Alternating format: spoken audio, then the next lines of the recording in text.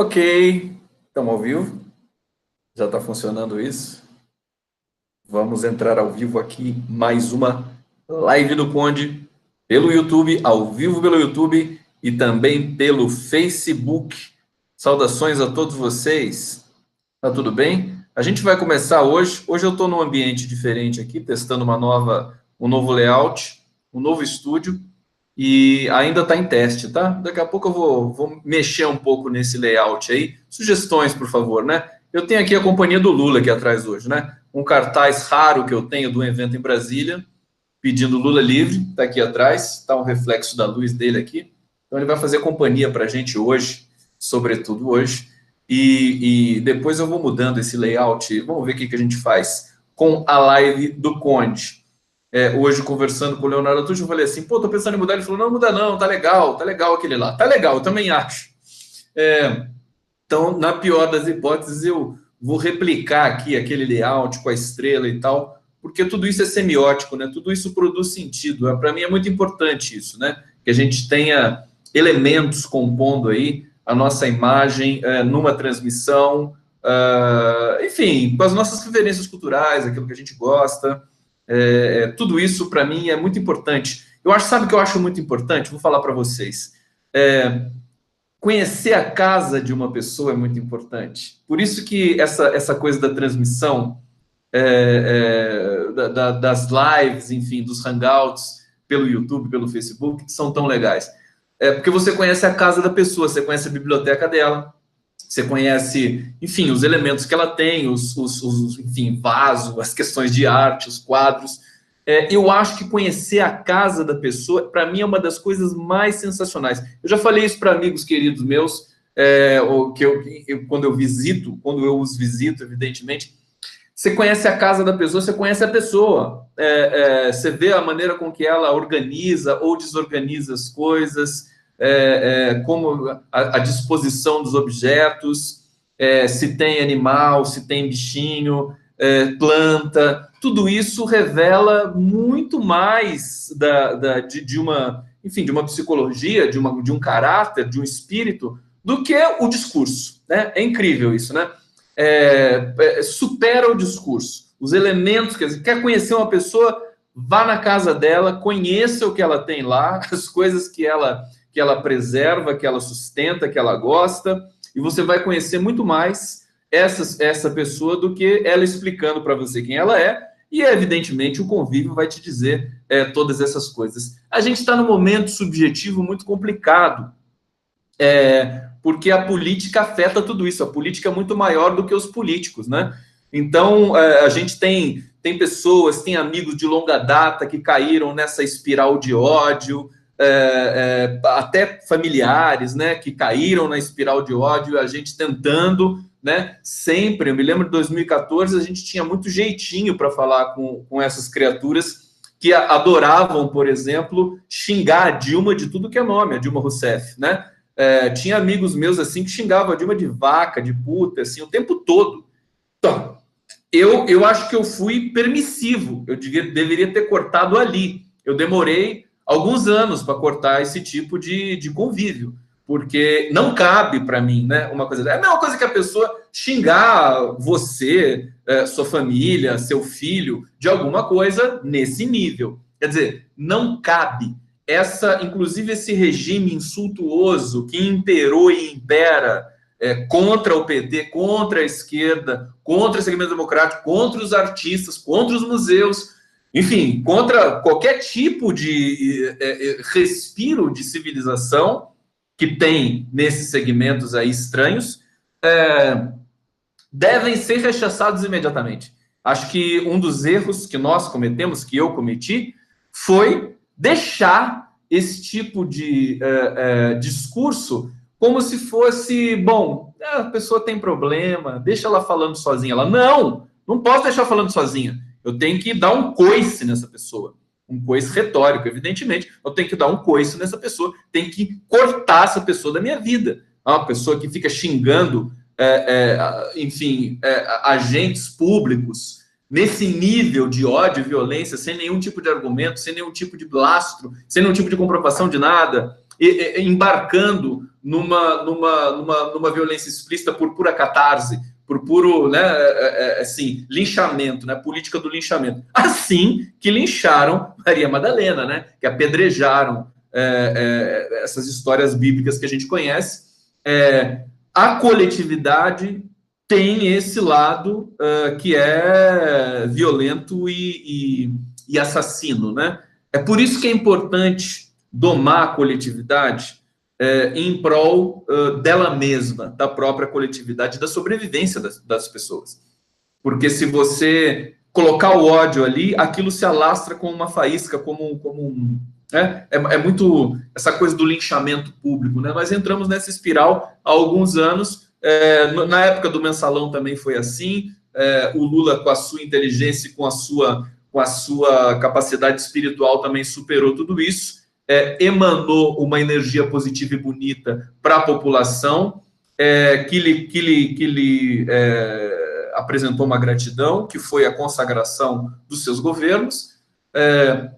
Mas você vê que esse germe do ódio está sempre presente ali, a qualquer momento ele pode brotar de novo. Deixa eu dar um alô aqui para o pessoal do YouTube que está chegando. Saudações a todos vocês. Deixa eu conversar com vocês aqui, né? Muitas laranjinhas aparecendo aqui, né? Maria Silva, boa noite, querido Conde, boa noite, pessoas. Adoro quando vocês conversam entre si, Anabelle Progressista, Tesouro Urso da Ursal, Taubaté, Lula Livre, Nobel da Paz, Anabelle Progressista.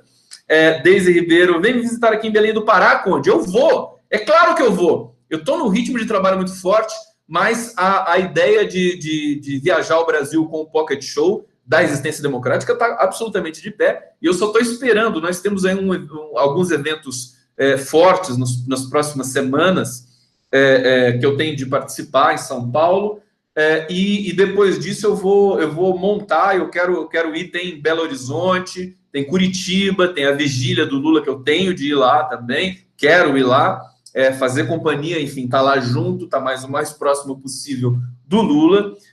Rita Candô, boa noite, companheiros. Vou continuar lendo aqui um pouquinho de vocês na transmissão. Leonardo José Ferreira H. Lito, e tu entra na nossa casa, seja bem-vindo. Muito obrigado, Leonardo.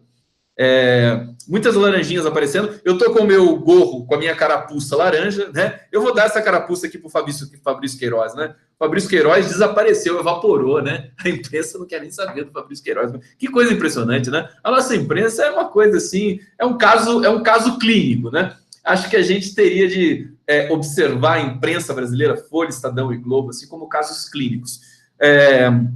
Bom, André Guerra Cota, eu cortei logo, mas não adiantou muito. Essa coisa das pessoas violentas, a gente deveria ter cortado naquele momento. Falar depois é fácil, mas falar depois é fácil. Já que falar depois é fácil, eu falo.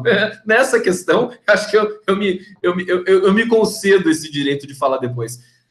Porque eu me arrependo, né? Eu deveria ter dado coice em muita gente já em 2014, talvez já em 2006 também, né? Porque as pessoas foram tomadas por esse ódio ao PT, ódio à esquerda, que se transformou agora ódio à civilização humana, ódio à sobrevivência, ódio à humanidade. Tudo se transformou. A linguagem é infernal, a linguagem é perigosa. Se você não respeita... porque, assim, tem uma coisa que é respeitar as instituições. Esse é um debate interessante, né? Eu vou me enveredar um pouquinho por isso, fazer uma resenha breve aqui. Se respeitar as instituições é uma coisa, tá? Mas a língua humana, as palavras, a cadeia significante, também é uma instituição. É a maior instituição da humanidade, a língua humana. Quando eu me encontrei com o Lula, eu falei isso para ele. Dizendo justamente dessa coisa da linguística, tal, que eu queria levar um pouco dessa discussão, do debate da linguagem, até por ele ter tanta proficiência de representação, de comunicação, de discurso, né? Uma coisa intuitiva dele. Queria levar um pouco esse Faber das teorias linguísticas ali para dentro da discussão da esquerda, não para, inclusive, a gente não pode teoricizar demais coisas que já andam tão bem, né? O PT se comunica bem com a população brasileira, sempre foi assim. A gente reclama de lá, reclama de cá, mas acontece que o PT é o partido mais vitorioso do Brasil. Tem alguma dúvida disso? Ganha 4 eleições presidenciais seguidas. Sempre teve no segundo turno. Quando não teve segundo turno, foi o segundo colocado. É o partido mais importante e mais vitorioso do Brasil, disparado. Disparado, tá? Não dá para negar esse tipo de coisa. Esses partidos agora, aí, por exemplo, o DEM, que é a herança da Arena e da elite escravocrata brasileira, presidência da Câmara e do Senado, agora o DEM vai ter que rebolar por um pouco para ver se consegue governar alguma coisa. Esses caras, queridos, eles estão numa posição muito difícil. Eles vão exercer o poder e, por isso mesmo, eles vão ser a vitrine e vão amargar, porque eles não têm resultado para apresentar para o Brasil. Mas voltando à questão da língua ser uma instituição. Então, PT costuma respeitar, tá balançando aqui, porque essa minha mesa aqui, acho que é uma mesa que balança um pouco, né? Balança, mas não cai. Balança, mas não cai. Né? Respeitar as instituições, respeitar o STF, respeitar o Poder Judiciário, eu acho que não tem saída também, tá? A Gleisi Hoffmann deixou isso claro na entrevista que ela me concedeu, e ela deixa isso claro a demais em todo momento que ela faz alguma declaração pública. O que a Gleisi Hoffmann diz com relação à defesa do Lula? Ao que a sociedade brasileira, junto com o PT e os segmentos progressistas, pode fazer para defender a liberdade do Lula, sendo que o nosso Poder Judiciário está contaminado. Ora, nós temos de atacar por todos os lados, né? Temos de recorrer ao Poder Judiciário o tempo todo. Porque uma hora, mais cedo ou mais tarde, o Lula diz isso, né? Você pode ter um juiz sério, você pode ter enfim, alguma decisão correta, né? Então por isso é importante continuar insistindo. Mas, evidentemente, não pode ficar só nisso. E isso a Gleisi Hoffmann, ela se deu conta disso o ano passado, né? Depois da eleição do Bolsonaro, realmente que a ficha caiu realmente na cúpula do PT, que não adianta você ficar apenas recorrendo às instâncias judiciais, porque elas estão todas contaminadas, estão pré-programadas para decidir, deliberar em desfavor ao Lula. Já vou falar dos gatinhos, né? Tá falando aqui do Bob Marley, do nome dos gatos. Daqui a pouco eu falo um pouquinho disso, que é bonito também, e também tem um viés político nisso tudo. Eu até vejo política em tudo, né, gente? Não tem jeito, porque ela está em tudo. Está em tudo, né? Uma coisa que eu vou insistir muito aí, né, nessa jornada que a gente faz diariamente, falando de noticiário, falando de interpretação da conjuntura política, é importante tirar o ranço da política, tirar essa criminalização endêmica da política que o brasileiro sente de maneira preconceituosa. Você tem que mudar, você tem que tentar, você tem que ser honesto com você mesmo. Não adianta ficar jogando a culpa nos políticos e tirando da reta. Não, você tem que ir para cima, tem que produzir alguma coisa. No mínimo, você tem que refletir, você escreve. Muita coisa que eu falo para muita gente que não sabe o que fazer, né? Não sei mais o que fazer, não confio em político nem não sei o quê. Querido, faz um favor para mim, então. Então, escreva. As pessoas acham que escrever não significa nada, significa muito. Significa muito. É de onde nascem os projetos. É de onde nascem as ideias. É da escrita, da reflexão, dos artigos. É um tesão escrever. É importante escrever. Não se intimidem com esse protocolo. Porque o poder secular, ele pressiona você para você não se expressar de jeito nenhum, nem no voto e nem na sua expressão pessoal através da escrita e através da fala, e através do verbo e através do discurso.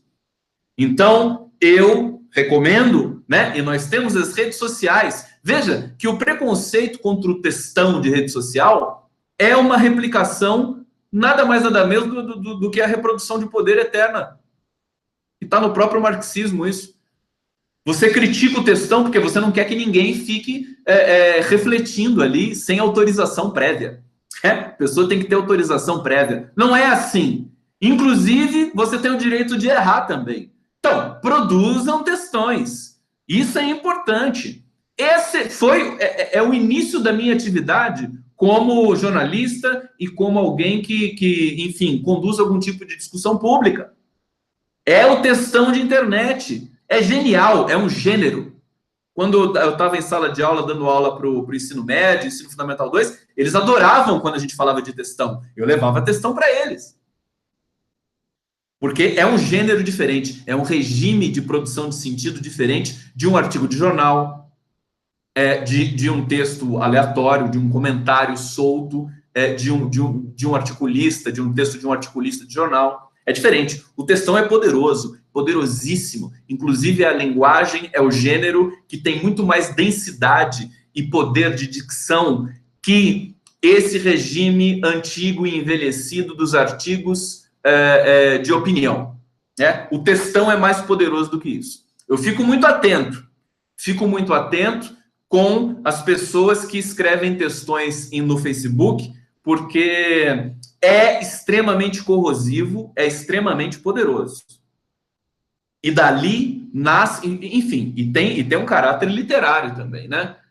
Tem um caráter literário. É um tesão, um textão bem escrito, né? E mesmo um pouco caótico, um pouco complicado, a gente tem aí um regime de parágrafos diferente, é um gênero novo, é um gênero selvagem, é um gênero de sentido vibrante, pulsante. Então, recomendo profundamente isso, porque você está agindo politicamente assim.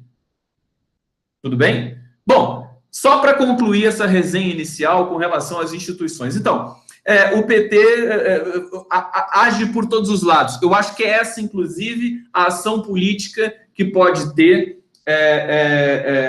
enfim, perspectiva nesse momento tão complicado. Silvano Soares está falando de coraçõezinhos. Manda coraçõezinhos para mim.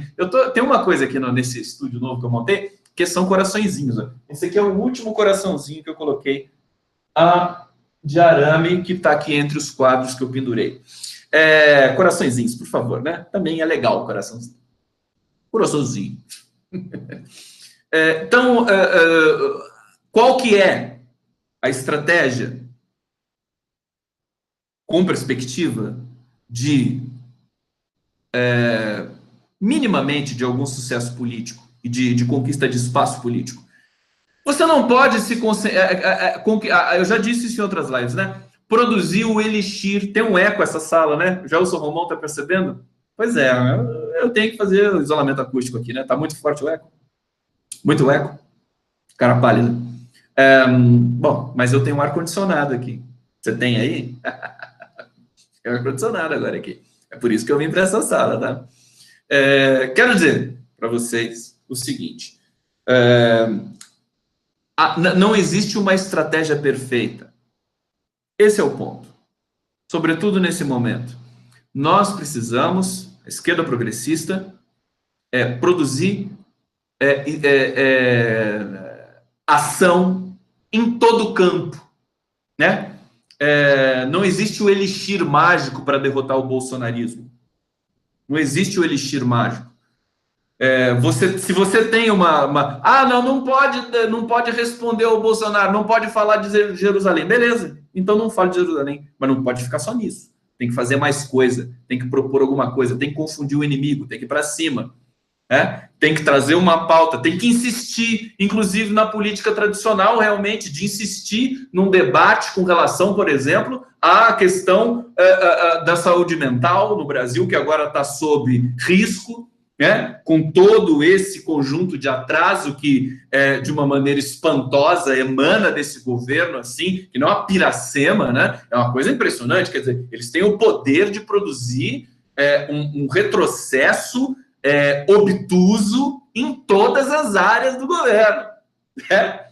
Não, vamos voltar ao eletrochoque, vamos começar a cortar. Teve uma pessoa que falou aqui para mim, na live passada, falou, não, mas o eletrochoque é importante para algumas questões. Eu até concordo com você, eu acho que é importante para algumas questões de tratamento de doença mental, não em escala, e o problema é esse. O problema é a escala. É gente querendo ganhar dinheiro em cima de um governo tão obtuso desse, a produção do seu maquinário de eletrochoque ficou encalhada, porque o mundo inteiro não usa mais esse tipo de dispositivo para tratamento de saúde mental. Né? É a mesma coisa também dos Estados Unidos, a questão do armamento, né? Ele tem todo um armamento encalhado, toda uma tecnologia que já é obsoleta, Só que está lá encalhada e pode gerar algum dinheiro. Então, ele tem que vender para algum imbecil que acredite que aquilo vale alguma coisa. E o Brasil é o primeiro candidato, né? Candidato a trouxa no mundo hoje é o Brasil, para consumir, por exemplo, armamento obsoleto, enfim, coisas dessa ordem. Então, voltando para concluir a resenha, as instituições, né? A instituição do judiciário, a instituição, enfim, religiosa, o próprio executivo, o governo soberano de um país, tudo isso são instituições. Elas no Brasil estão derretidas. E muita gente às vezes acusa, né, o PT de respeitar demais as instituições, que não pode respeitar tantas instituições. Mas aí eu quero chamar a atenção do seguinte: isso é uma discussão, não vou entrar nela especificamente agora. Mas o interessante é você respeitar a instituição da linguagem, que tem o seu protocolo. Ou seja, o bolsonarismo não respeitou isso. Ele violentou e está experimentando agora o veneno. O próprio veneno, que é essa proliferação que eles fizeram de fake news, de blefes e de tudo mais. Quer dizer, o Bolsonaro está internado no Albert Einstein, ele está enfrentando isso agora dentro do governo dele. As pessoas estão mentindo dentro do governo dele, para ele, entendeu? Para conquista de espaço, etc. E está muito difícil de administrar tudo isso. Tudo bem? Bom, deixa eu avançar um pouquinho, deixa eu voltar para o YouTube para ver vocês aqui, conversar com vocês. Bombando aqui a nossa transmissão pelo YouTube. Muito obrigado pela presença, Verônica Vidal. Saudações a todos vocês. Eu quero achar a gente aqui, as laranjinhas. Laranjinhas, tudo bem? Coraçõezinhos, muito obrigado. Anabela Progressista, mais uma vez aqui. Anabela Progressista é muito presente. Raul Cardoso, tem bolsominion aqui? Eu acho que não tem, eu nunca acho. Né? Eles são tímidos também, né? Eles têm vergonha deles mesmos. Então, se tiver bolsominion, eu adoro. Por favor, escreva em caixa alta, porque daí eu identifico vocês. Bloqueio sem antes dar um beijinho trollador na sua cabeça. Tá bom? Bolsominion corajoso aparecendo na live do Conde. Vamos, então, eu quero dizer essa questão do Brasil. Uma notícia hoje que me impressionou, me impactou, me deixou muito triste, né? A notícia que vocês sabem é do CT do Flamengo, né? Do incêndio no Flamengo. Quando eu fui ler uma notícia que era sobre o fato de o Flamengo, o seu centro de treinamento, ter tomado mais de 30 multas por problemas de regulamentação do seu alvará e etc. Fernando Brito até falou disso hoje também, no tijolaço. A gente tem momentos que a gente realmente tem que parar, né, e se perguntar assim, né, existe alguma coisa no Brasil legal? Eu brinquei, fiz essa pergunta em rede social e uma pessoa respondeu para mim, né, o Instituto Médico Legal, né, é a única coisa legal no Brasil, porque parece que tudo é ilegal. Tudo está fora da lei no Brasil. É uma coisa impressionante. E aí vem a discussão, a questão de respeitar ou não as instituições. Por exemplo, o crime catástrofe da Vale, essa empresa ordinária, no sentido popular da palavra, né? A Vale. Eu vou chegar no Lula, né? Vou falar tudo isso para chegar no Lula. Você tem a catástrofe. Você tem aquela coisa, algo assim, sempre assim. Hoje eu vi uma matéria que as pessoas, os corpos estão tendo que ser identificados por DNA, porque estão no estado de putrefação muito acelerado, e tem gente ali que não vai nunca mais ver o parente que morreu soterrado pela lama tóxica. Crianças. Você imagina isso? Ficaram embaixo da lama. Ninguém vai chegar lá. Não tem como chegar mais.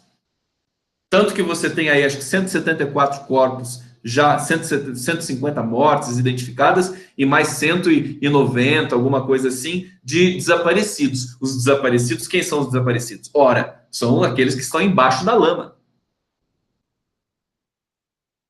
Então, é uma situação degradante do ponto de vista, não é só uma catástrofe que as pessoas morrem. é uma catástrofe em que a história é soterrada. A história das pessoas é soterrada. A vida, tudo que ela viveu, onde ela cresceu, uma criança que cresceu ali com 10 anos morre numa obra dessa. Vale, a meu ver, nesse sentido, eu quero dizer para vocês, o Sérgio Moro, ele exterminou as empresas, as empreiteiras brasileiras.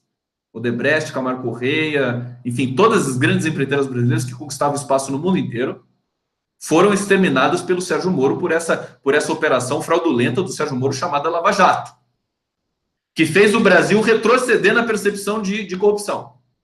Uma fraude, né? Uma fraude histórica para ninguém esquecer, que gera, inclusive, muito mais ódio, muito mais violência. O projeto do Moro é esse. Vários ativistas, vários especialistas já dizendo, Paulo César Pinheiro, hoje o cara vai aumentar, o Sérgio Moro com esse projeto anticrime dele, vai aumentar as mortes, é quase que um extermínio, uma política de genocídio, muito tucana, por sinal, né? Esse projeto do Sérgio Moro.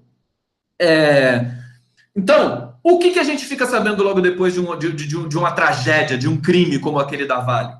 Empresa privada, porcamente, pelo governo Fernando Henrique Cardoso. O que a gente fica sabendo? Porque não estava regulamentado, a política, a regulamentação das barragens estava em aberto. A gente fica sabendo que as barragens do Brasil inteiro não estão sendo corretamente vistoriadas. A gente fica sabendo que tem muita corrupção no processo de vistoria e licenciamento das barragens pelo Brasil. Ou seja, questões ilegais. Quando teve incêndio no Museu da Língua Portuguesa, você também fica sabendo depois que tinha questões irregulares ali. Correto? Olha o meu raciocínio. Me acompanhem, por favor. Quando pegou fogo o Museu Nacional, também aquele evento catastrófico, criminoso, que chocou o país e o mundo inteiro, porque se tratava de umas coleções de arte mais importantes do mundo, o Museu Nacional.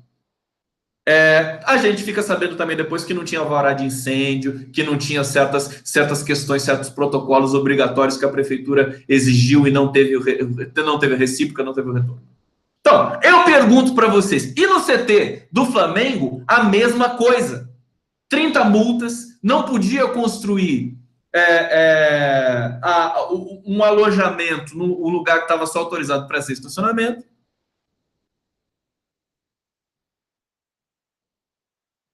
E aí você tem, evidentemente, uma tragédia desse nível. A Boate Kiss também. A Boate Kiss é uma coisa trágica aquilo lá, gente. Vocês se lembram da Boate Kiss? 270 pessoas mortas, 230, não me lembro o número exato. Daquela maneira, com segurança, impedindo as pessoas de saírem da boate porque não pagaram a conta e morreu todo mundo, segurança e cliente intoxicados pela fumaça. Uma boate que não tinha alvará para funcionamento, que tinha irregularidades, pendências com a prefeitura. Então, aí eu pergunto para vocês. Tem alguma coisa no Brasil que está legalizada? Sobrou alguma coisa?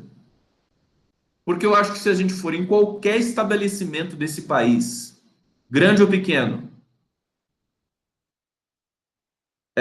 milionário ou trivial, humilde, uma padaria, uma loja, uma cafeteria, uma lanchonete, um shopping center. Será que eles estão em dia com a questão legal de ordem de impostos e de licenciamento, e de bombeiro, e de prefeitura, e de cadastramento? Quer dizer, o Brasil está muito avacalhado. E isso não é nem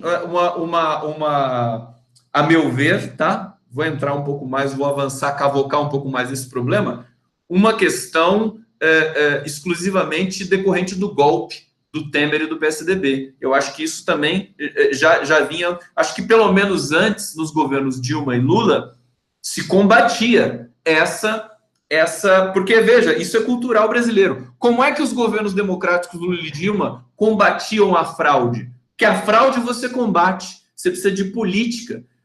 Você não vai produzir um empresário, um microempresário, dono de um CT de treinamento de futebol, escolinha de futebol. Gente, escolinha de futebol prolifera no Brasil inteiro. Eu acho que não existe uma legalizada. E são protocolos perigosos. Meu filho está numa escolinha de futebol. Ele ama, joga futebol e tudo mais, adora. A gente fica sem escolha. Eu vou tirar ele de lá porque a escolinha não tem condições pedagógicas mínimas.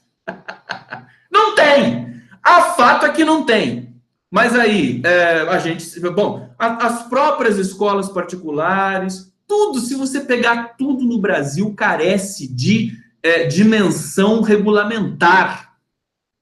Tudo é avacalhado nas coxas e ninguém tem capacidade e força para fiscalizar nada. É um problema cultural histórico brasileiro. E aí eu quero voltar e quero dizer, por exemplo, o que acontecia nos governos democráticos do Lula e Dilma. Eles combatiam isso com política pública. Você tem que estimular a pessoa a querer se legalizar. Tanto que isso foi aquele projeto do empreendedorismo, o EMEI, empreendedorismo individual.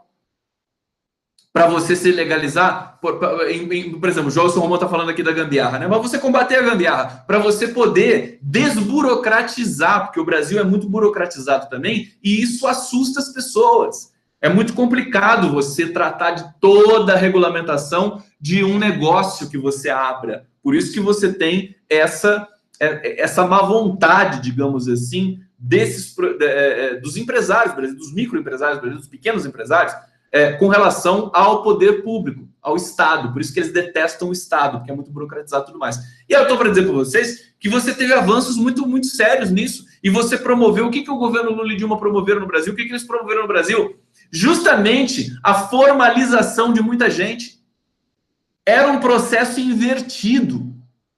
Olha só que coisa fantástica isso, né? Estou lembrando aqui como é que eram os governos Lula e Dilma. Era um processo invertido desse que está acontecendo agora, em todos os sentidos. Em todos os sentidos, né? Era um processo de humanização do país. Agora nós estamos no processo de desumanização do país. Os governos democráticos, eles buscavam a formalização. Esses governos, o Temer, busca a informalização. E o Bolsonaro também. A reforma trabalhista nada mais é do que um protocolo de indução de terceirização selvagem no mercado de trabalho, precarização absoluta. Desculpa a minha empolgação, mas não é? Você não tem mais 13º, você não tem mais férias, você não tem mais nenhum direito.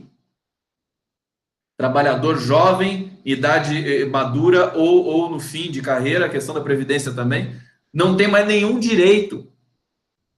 Tudo fica com o patrão. Eles querem centaurizar o Brasil, né? Riachuelizar o Brasil, que são empregos precarizados, empregos dessas mega stores aí de shopping center, né? Riachuelo, Centauro, tem mais aquela, enfim, essas lojas aí o que elas oferecem para o mercado de trabalho? Calma, Jesus Romão, tô calmo. O que elas oferecem no mercado de trabalho? Elas oferecem um trabalho, a meu ver, de transição. Você não vai trabalhar a vida inteira na Centauro, né? A vida inteira na Centauro? Não. Você vai trabalhar ali um pouquinho, vai ganhar um dinheirinho e vai entrar numa faculdade e depois vai arrumar um emprego decente, né? Não aquele emprego precarizado da Centauro ou da Riachuelo. Faz parte da estrutura econômica do trabalho de um país grande como o Brasil e de qualquer outro também, diga-se de passagem. Então, eu acho eles querem trazer a centaurização do Brasil. Empregos precarizados para todo mundo, sem estudo, e aí o ministro da Educação, Ricardo Vélez Rodrigues, já disse também que a faculdade não é para todo mundo, que, enfim, não interessa, é só para uma galerinha, né? Que o mercado de trabalho precisa de gente sem qualificação, realmente para ganhar pouco, né? Que daí é uma concepção totalmente errática, absurda de Estado, de poder público, de civilização. É uma coisa inacreditável. Então, o PT e os governos democráticos, Lula e Dilma, mais uma vez, sem querer ser chato e já sendo, eles combateram essa cultura atrasada do brasileiro, de todos nós, e eu me incluo nessa cultura também, com políticas de estímulo. Quer dizer, cara, vai lá e se legaliza, né? A gente tinha um protocolo de legalização. Esse protocolo é muito importante, porque ele, ao mesmo tempo, ele combate questões que são da ordem como essa do CT do Flamengo. O cara não tá nem aí se tem alvará, se tem bombeiro, se a prefeitura multou. Ele não quer saber.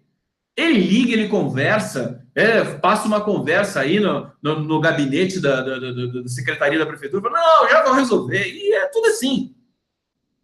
Tá? E aí o que acontece? A gente só fica sabendo quando dá uma merda dessa que deu no Rio de Janeiro. Né? E aí todo mundo começa a se mexer, né? O Ministério Público fala, não, vamos investigar agora todos os CTs de treinamento do Brasil inteiro. Tudo agora. Gente, morreram 10 meninos. 10 meninos. 6 deles eram negros. Eu vi as fotos dos meninos. Pobres.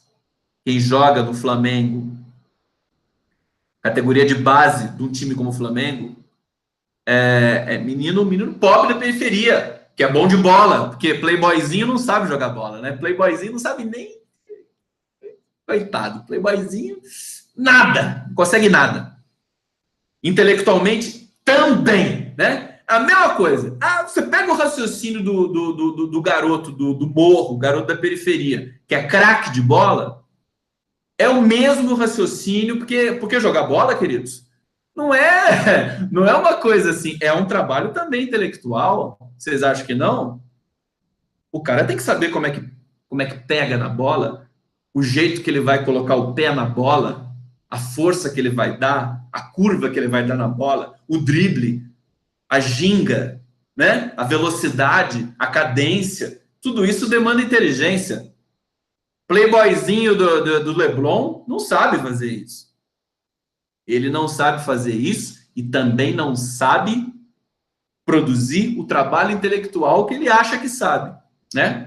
O trabalho, por exemplo, para passar numa universidade pública com grande, né, performance. Não. Os garotos e as garotas das classes mais baixas, trabalhadoras, intelectualmente têm muito mais performance do que garotos e garotas das classes mais abastadas. Desculpa, mas isso é uma constatação minha, inclusive dentro da sala de aula, tá? O trato com a linguagem, né? O trato com a linguagem também é esse. Bom, eu não quero me estender tanto, então só para finalizar a questão do que é legal no Brasil. Tem alguma coisa no Brasil hoje legal? Quer dizer, é muito rápido, a degradação depois do golpe, nesse sentido, é muito acelerada. A gente sabe, todo mundo viu com os olhos vistos, né, que a população de rua proliferou de uma maneira inédita no Brasil. Eu, que não moro em São Paulo, que vou de vez em quando para a Avenida Paulista, ali, que circulo por ali, eu fico chocado com o que eu vejo toda vez que eu vou para lá. E foi depois do golpe. Foi depois, inclusive, um pouquinho antes, né? Porque a Dilma foi sabotada, foi difícil dela governar, e aí o Brasil entrou nesse processo de degradação total. Então, tem alguma coisa legalizada no Brasil? Será que se a gente pedir a documentação, né, para qualquer estabelecimento desse país, será que eles vão apresentar tudo bonitinho? Será que a declaração de imposto de renda de todo e qualquer estabelecimento desse Brasil está de acordo com a lei? É óbvio que não. Porque, inclusive, não tem exemplo.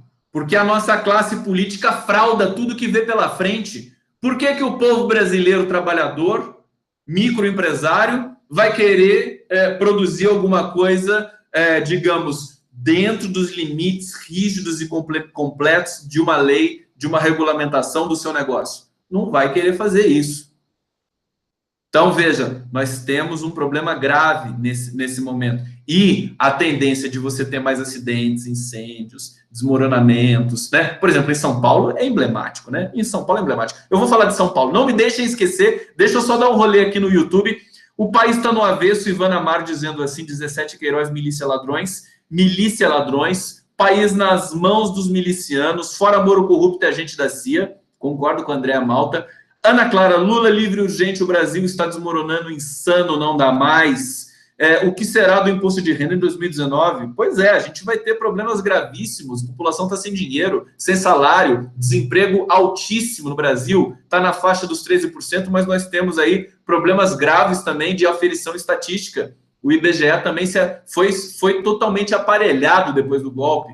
O IBGE é uma grande instituição e tem muitos profissionais altamente competentes lá, mas a cúpula agora foi, acho que a cúpula do IBGE nesse momento ainda é aquela que o Temer pôs. Não sei se o Bolsonaro já mexeu ali, o que não faz tanta diferença também, né? Temer e Bolsonaro basicamente são as mesmas coisas. Bom, saudações a todos vocês. Pessoal aqui no YouTube curtindo a live do Conde. Peço a vocês que compartilhem a live, divulguem e também peçam inscrições. Se você não é inscrito no meu canal, todo mundo eu estou vendo aqui, quando a pessoa não é verdinha, é isso? Será que o meu canal tem isso também, que nem o 247? Peço para vocês se inscreverem no canal. Eu quero atingir 10 mil rapidamente, porque daí, quando você atinge 10 mil, o YouTube te dá algumas regalias, te dá alguns privilégios. Então, filho, eu preciso atingir 10 mil. Faz eu atingir 10 mil, hein, galera? Faz esse favor para mim, hein? Me ajuda, que isso é importante. Bom, o que eu ia falar mesmo? Alguém lembra o que eu ia falar? Eu ia falar uma coisa importante. Conde, te amamos. Eu amo vocês também, Marcelo Almeida. Cadê os coraçõezinhos do Conde? Estamos chegando aqui no último terço da live. Deem o like, deem o coraçãozinho. Eu ia falar do quê? Ai, meu Deus, eu ia falar de uma coisa. Bom, antes de... Me lembrem o que eu ia falar, porque eu esqueci aqui. Não, o nome dos gatos eu também ia falar, mas era uma outra coisa, mas eu vou falar. Sabe que uma coisa? Os meus gatos se chamam, né? Se chamam Marshmallow. Sempre esqueço do Marshmallow. Eu olho para ele assim e falo: aí vem, né? Marshmallow e Bob Marley. O Bob Marley tem uma... Hoje eu escutei Bob Marley para trabalhar o dia inteiro. Eu tô me vendo aqui no YouTube, eu me mexo, né? É uma coisa escandalosa essa live, né? Chato, né? Eu vou ficar mais assim. O Bob Marley, ele é um gatinho que não gosta muito de chegar perto, né? Ele fica mais na dele. Mas eu achei tão lindo, falei para vocês, porque meu filho falou assim, ele que deu o nome, né? Meu filho Pedro. E aí, hoje eu escutei Bob Marley e achei lindo, Pedro, meu filho, dar essa dica. Eu acho que a gente precisa escutar Bob Marley, né? Acho que a gente tem que voltar a escutar muito Bob Marley nesse momento. Porque o cara que cantou a paz, cara que... se você escutar Bob... Imagina um fascista escutando Bob Marley, né? Reggae, né? Imagina esses bolsominions escutando Bob Marley. Quer dizer, o cara canta o amor, né? Que a gente se amar, paz no mundo, na terra. Quer dizer, o Bob Marley cantou isso a vida toda. Também denunciou a música muito politizada, política do Bob Marley. A gente pode facilmente dizer, se você quiser fazer uma desconstrução da temática do Bob Marley, o cara é de esquerda totalmente, queria a paz e denunciava os políticos, digamos, os agentes do poder violentos, né? Autoritários. Essa é a história, basicamente, de toda a música pop internacional do rock and roll, sobretudo do Bob Marley, do reggae, né? Então, eu acho que o meu filho, essa intuição, a gente tem que confiar nos nossos filhos nesse sentido, né? Às vezes eles trazem uma questão para você que é muito... enfim, que está na ordem do dia, né? Que precisa, né? Então ele falou Bob Marley, eu fiquei até assim, falei, pô, filho, você está curtindo o Bob Marley? Não, ele está curtindo, ele achou no YouTube lá e está curtindo e gosta. E meu filho tem 10 anos, pô, você vê que é uma coisa que é um pouco inusitada, mas ele tem coisa de comunista, Bob Marley, eu também acho, né? Não, o cara prega a igualdade, prega, né, que a gente se irmane pelo mundo, que a gente ame as pessoas. Quer dizer, quem que é esse cara? É claro que é um cara de esquerda, né? Claro que é um cara do lado da civilização. Então, acho que a gente não pode se intimidar nesse sentido também cultural e político. Nós temos de trazer essa temática da arte, e tem um dado hoje muito estranho. Eu adoro cantar Bob Marley. Eu já cantei muito, já tive banda de reggae, banda de blues, né? No momento certo, a gente vai voltar a fazer a musiquinha que eu faço para vocês aqui. E Bob Marley, evidentemente, está na ordem do dia para a gente fazer. E agora, depois do meu gato, agora a Bob Marley vai ficar imprescindível. Teve uma notícia hoje de um concurso do Banco Itaú. Isso tem a ver com a cultura, tem a ver com a patrulha no Brasil, né? O Banco Itaú sempre produz esses concursos literários, e no edital do concurso, dessa vez, tinha lá um item dizendo assim, um texto que não viole a moral e os bons costumes. Quer dizer, a própria produção artística brasileira sendo agora gerenciada por essas bestas do apocalipse, do bolsonarismo, das Damares da vida, dos Ricardo Vélez Rodrigues da vida, dos Sérgio Moros da vida, dos Ricardo Salles da vida, o Ministério do Inferno do Bolsonaro, produzindo esse tipo de edital de um concurso literário, não violar moral e bons costumes. Quer dizer, a direção do Itaú disse que desconhece essa regra e tudo mais. Agora tem que ver, né? A gente está num momento muito delicado, né? De produção de notícias. Opa, olha só, balançou aqui. Produção de notícias que são interrompidas, por assim dizer, notícias pela metade. O fato é que o Chomsky, linguista americano, ativista Noam Chomsky, publicou um artigo nessa semana dizendo que as pessoas não acreditam mais nos fatos. Eu acho que a gente está num momento desse realmente. Quer dizer, o fato concreto, ele deixou de ter a atratividade que sempre teve para as pessoas, a sua significação de verdade, a sua significação de concretude, de algo observável, empírico. A gente está justamente no momento da pós-verdade. É um momento difícil. Veja, mas eu não me intimido. Acho que nós não podemos nos intimidar. Eu acho que, do mesmo jeito que nós temos dificuldade de agir politicamente, socialmente, o lado de lá também tem. Deixa eu só dar uma olhada aqui no meu roteiro e também no YouTube para fazer aí o sprint final da live. Grande linguista jornalista, Ruth e Scrummel, muito obrigado, querida. Muito obrigado pelos elogios. Não, Condinho, te amamos do jeito que você faça bagunça. Posso fazer bagunça? Eu tô me achando meio estabanado às vezes, né?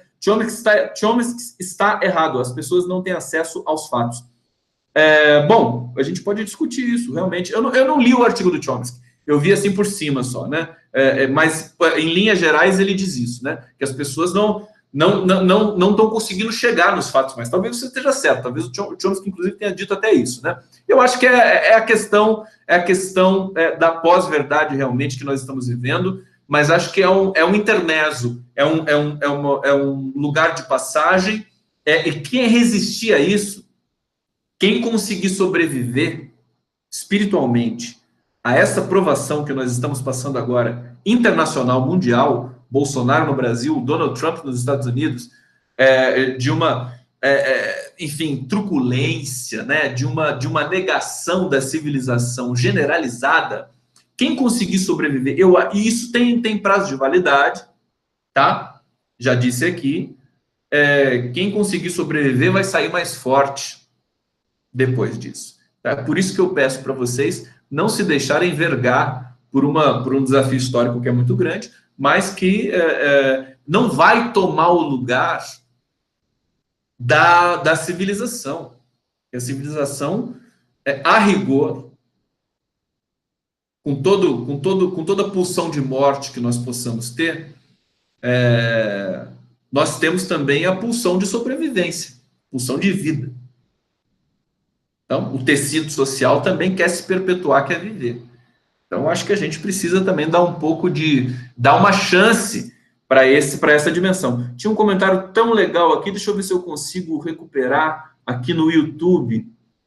Adoro quando vocês fazem questões assim, e até peço, né? Peço para vocês realmente fazerem questões Ó, o Osmar Costa Lima está dizendo aqui, trabalho na prefeitura do Recife, no meu prédio não tem alvará da própria prefeitura, nem licença dos bombeiros. Nunca houve treinamento para caso de incêndio. É verdade. Eu dava aula numa escola, gente, eu reclamava, era estressante. Falava, gente, a gente precisa fazer uma simulação de evacuação dessa escola. Eu era professor de redação, de literatura e de português. Eu falava isso. Ah, a gente vai fazer. Nunca fizeram. Nunca. E eu dizia isso porque eu via que a escola não tinha... tinha lugares ali que se tivesse um problema de incêndio, jamais as pessoas iam conseguir sair. Tinha irregularidades de projeto ali. Escola privada. Então, veja, o estresse que é isso, né? Você vê ali crianças ali, 1.000 crianças estudando numa escola, passando um risco desse. E você sabe que tem problema, você vê fio desencapado, você vê problemas dessa ordem. E aí, esse que é o problema, por isso que eu digo que as pessoas se assustam comigo de vez em quando por aí, quando eu vou comprar as coisas no supermercado, porque eu exijo o meu direito. Eu sou chato. Entendeu? Eu sou legal, mas eu sou chato. Então, elas se espantam com a minha energia quando eu quero fazer valer algum direito meu. E eu quero sempre, no banco, na fila do banco. Por exemplo, você está na fila do banco. Pela lei, não pode ser mais de meia hora que você fica na fila. Aí as pessoas, muitas vezes, ficam mais de meia hora na fila e ninguém reclama nada. Reclama só resumunga ali por dentro e tal, e fica 1h30, 2 horas na fila do banco. Ora, se eu tô na fila e dá meia hora, eu começo a falar alto, falar o seguinte, cadê o gerente dessa espelunca? Entendeu? Porque você tem que cobrar o seu direito. O brasileiro tem muito essa psicologia de respeitar o patrão. Isso não dá certo, gente. Esse é o problema. E aí eu vejo, assisto, né? As pessoas estão na fila, ela quer ficar na fila, parece que não quer ser atendida. É uma coisa muito louca. Em geral, é quem está na frente de você que faz isso, né? Tá lá, a caixa do banco chama, né? E a pessoa tá lá, né? Aí você fala assim, vai lá, é você. Aí a pessoa vai, ela me chamou. Parece que a pessoa não quer ser atendida, né? Quer continuar sofrendo. Essa é uma psicologia muito louca do brasileiro.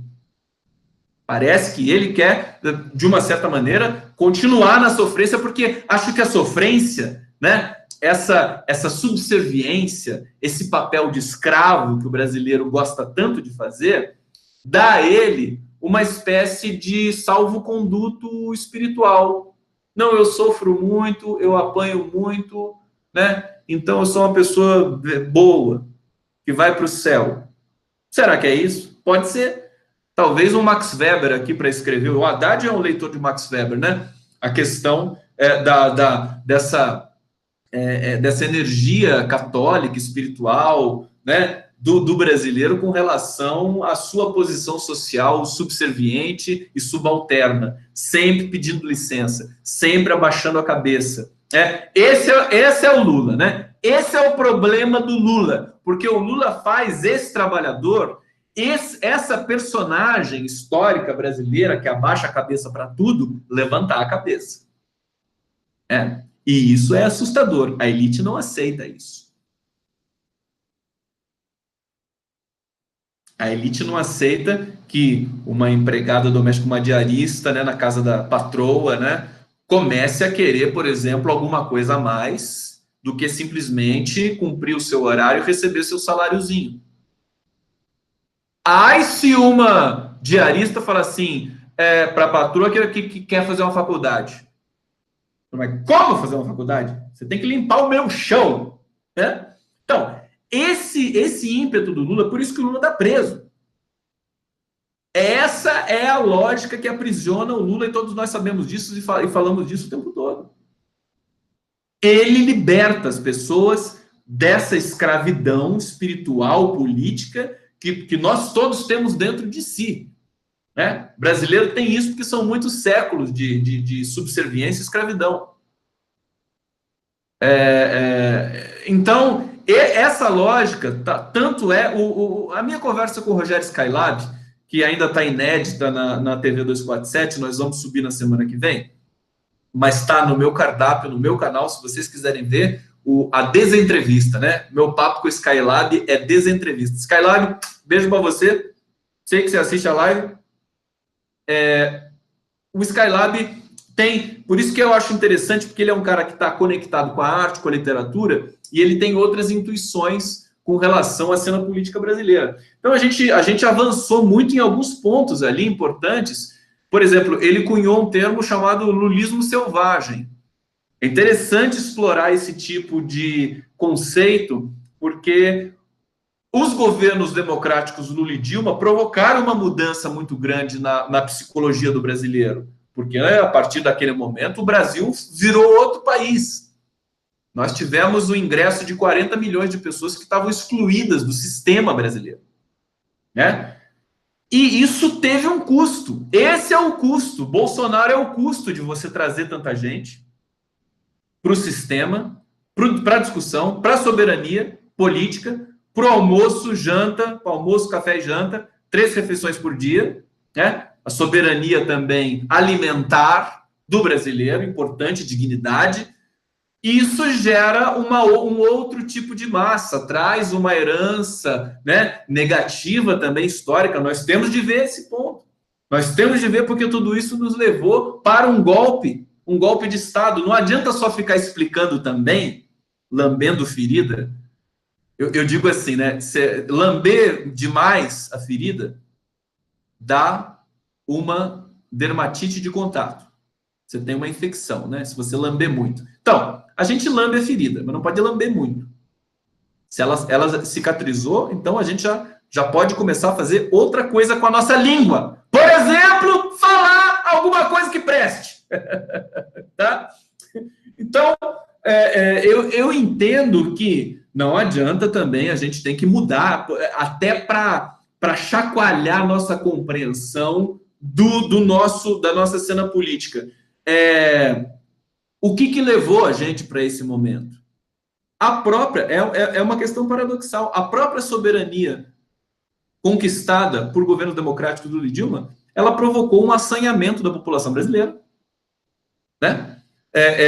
E que você tem aí uma conjuntura que fica um pouco à deriva, é um pouco difusa, tem influência da mídia, você tem tudo isso, evidentemente, mas você tem um momento diferente do país. É quase que como um corolário, é quase que como um efeito colateral de tanta civilização, aí você tem um efeito colateral que gera esse retrocesso. Nós temos de estudar isso, nós precisamos de pesquisadores, né, profissionais da sociologia, da antropologia, da linguística, da filosofia, para poder compreender as ciências sociais, da psicologia, para poder entender o que aconteceu com a população brasileira, para a gente poder oferecer caminhos e respostas para tudo isso. Por isso que é importante que a gente escreva, por isso que é importante que a gente atue nas redes sociais. Atuar na rede social não é paralisia, é o contrário, você mobiliza as pessoas daqui, desse lugar, que é um lugar basicamente de interação generalizada global com todo mundo. E a partir daí você fazer ações mais voltadas, digamos assim, a uma manifestação de rua, a ações concretas em Brasília. Eu acho que esse ano é importante para todos nós. 2019 é o ano das ruas, é o ano do MTST, do MST, da CUT, dos sindicatos, de todas essas instituições que sempre foram importantes para garantir direitos dos brasileiros, voltarem a ter a sua atuação.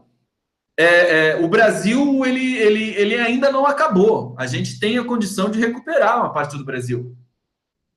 E esse governo vai ter muita dificuldade. Então, o Congresso Nacional, reverberação do país, a gente precisa pressionar. Ontem eu disse que é preciso que a imprensa progressista faça a sua cobertura de Brasília. Então, assim, para terminar a live de hoje, eu quero dizer isso para vocês. Nós temos de nos assanhar para produzir. Eu tento ler os comentários, Sérgio. É que só comentários de... como é que é? Eu gosto dos comentários. Olha só, Wagner Campanella. Agora eu vou ler, então, né? Nietzsche argumentou que haviam 2 tipos fundamentais de moralidade. Moral do senhor, moralidade mestre ou moral nobre, e moral de escravos, moral de rebanho. Interessante você trazer o Nietzsche aqui. Fazer alguma coisa, a Multilore está dizendo, fazer alguma coisa com a língua foi ótimo. Deixa eu me concentrar em sua fala. Ó, sentiu a malícia, Multilore. Olha só, eu tento ler na medida do possível. Eu gosto dos comentários longos, né? Os curtinhos, na medida do possível, eu vejo para celebrar a nossa presença, a nossa interação e tudo mais. Ah, tá, a Graciele Tavares está dizendo, Conde, o general foi nomeado presidente do INCRA. Bom, a gente já está no fim da live. Essa questão do general nomeado, né? O Bolsonaro nomeou o general, acho que para parecer que está fazendo alguma coisa de dentro do Albert Einstein. Mais um general, quer dizer, isso não é notícia, né? O governo já tem 46 generais, é o governo que mais militar tem. A ditadura não teve tanto militar assim, quer dizer, o governo é um governo de militares. O Bolsonaro foi jogado no lixo. Isso foi assunto da live de ontem. Eu nem quis falar do Bolsonaro hoje, porque o Bolsonaro realmente está virando carta fora do baralho total. Então não importa mais o que o Bolsonaro quer, para onde ele vai, o que ele vai fazer. A gente vai ver essa agonia dele e não vai ser gostoso, porque nós vamos ter o Mourão pela frente. Beleza! Eu quero agradecer demais a presença de vocês aqui na live do Conde. Essa live vertiginosa, 1 hora falando sem parar. Peço desculpas aí pelos meus excessos, pelas minhas movimentações. E aqui testando um novo estúdio. E a gente volta também, eu vou continuar fazendo transmissão naquele layout anterior. E quero deixar um grande beijo para todos vocês. Saudações do Conde. Mandem coraçõezinhos, continuem mandando, continuem tendo o coraçãozinho batendo dentro de vocês. E a gente se encontra amanhã, mais uma vez, aqui nesta live do Conde. Valeu. Um beijo.